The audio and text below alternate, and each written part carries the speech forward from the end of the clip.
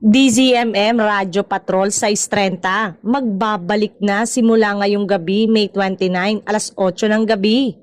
Sa kanilang opisyal ng pahayag, inanunsyo ng Philippine Collective Media Corporation o PCMC na ang DWPM Radyo Size 30 ay rebranded na bilang DZMM Radyo Patrol Size 30. Idinagdag pa ng Media Serbisyo Production Corporation na siyang content provider ng naturang radio station na maging ang teleradyo serbisyo ay rebranded na rin bilang DZMM Teleradyo.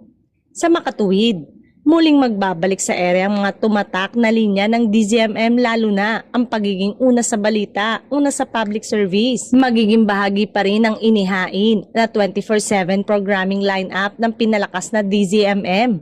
Ang ilang kilalang personalidad gaya ni Kabayan Noli de Castro, Alvin El Chico, Doris Bigornia at maging si Miss Charo Santos.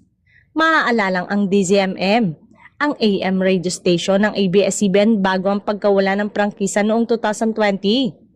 Magandang balita ito lalo na sa mga kapamilya dahil sa unti-unting pagbabalik ng mga programa na nawala simula ng pagkaitan ng prangkisa ang kanilang network.